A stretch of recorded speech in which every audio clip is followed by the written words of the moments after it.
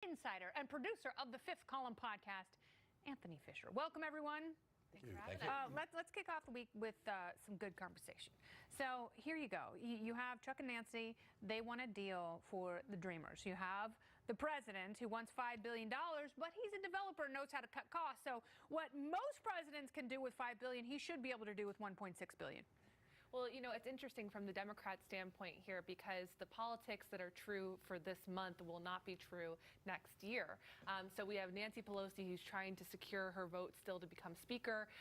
You have both Chuck and Nancy trying to appease the more liberal parts of their base. Mm-hmm. But come January, when you have all of these incoming freshmen who were elected from much more moderate districts, I think there's going to be much more of an appetite to want to reach out and work with the president. So even though they might be kind of riding high off of the election in November, I think that they still, should be thinking about reaching out for the sake of their more conservative Democratic members. Is the president going to give it all on that $5 billion number? Is that a red line? I mean, is that it? He gets it or the government shuts down?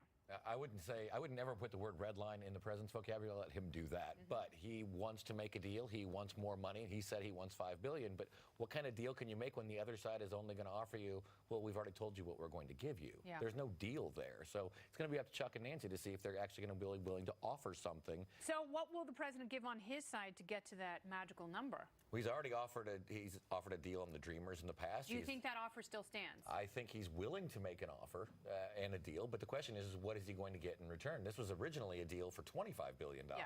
It's now $5 billion. They're saying it's $1.6 billion. At the end of the day, every day they don't make a deal, it's not about a government shutdown. It's more illegal immigrants and drugs pouring across our southern border. Is that how illegal immigrants and drugs get across our southern border? Not particularly, no. The legal immigrants, the majority of legal immigrants came here legally and just overstayed. There's really not a problem of a swath of people going back and forth across the border, and drugs are usually coming in over coastlines as opposed to over the trucks Mexican and planes. border. I watch Narcos. They pack those things full. Yeah, it's not to say that bricks of cocaine. Yeah, it's not to say that the border should be open. It's not a maximalist position either way. No, but they're going to, and this is why I think Democrats should take a deal. And I've expressed this on other shows because of the eminent domain issues. Mm-hmm. They should just go ahead and say, "Sure, man, yeah, whatever you want, we'll give you the wall," knowing that it's going to be jammed up in court for years, longer than the president will be in power, because it's going to be at least 6 years of all those lawsuits, particularly those private ranchers in parts of Texas. So they should agree to that, and the president is, I think, willing to give quite a bit on DACA. I would hope so. He's expressed an interest in that before. And, let's not forget, Chuck and Nancy have been sneaky cooperative with the president at times. Nancy Pelosi is trying to secure her the gavel once again. And even among the more progressive newcomers in her caucus, she's been willing to kind of barter leadership positions in exchange for their votes, even though a lot of them ran. So Alexandria Ocasio-Cortez will be majority whip. I don't know about her specifically, but she'll get on a committee or two. She's going to chair every committee. She's going to intelligence, judiciary, foreign relations. She's going to have a lot of gavels in her gown.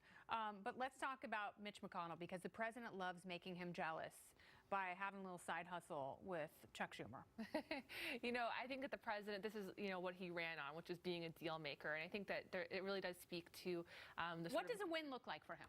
I think what a win looks like is more funding for the border wall. But I also think a win for him would include some negotiation on DACA. I think that that's something that a majority of Americans support. But also, I think this is where the Democrats really sort of underestimate the will of the American people to want to fund border security. And it's something that where Democrats appear to just not even want to give an inch. See, it's interesting because I think people talk a big game, but secretly, I think a lot of people want border security. Well, and this could have been done a long time ago. It's very clear that especially the Democrats are using this issue more for campaign purposes rather than trying to actually solve the problem. We could have solved the problem on DACA when the president came into office and in that first year, yes. But they would offer something. Do you think and they could have solved back. It with a Gang of 8 under President George W. Bush? Well, there was a lot of other issues with that bill. I think that one did not get a lot of bipartisan support outside of the Gang of 8 that could have gotten it through. We'll see. We've got a new bipartisan Congress coming in. Whether they will be bipartisan is another story. Yeah, you certainly have split chambers. And there's no split in our devotion to the panel. They will return a little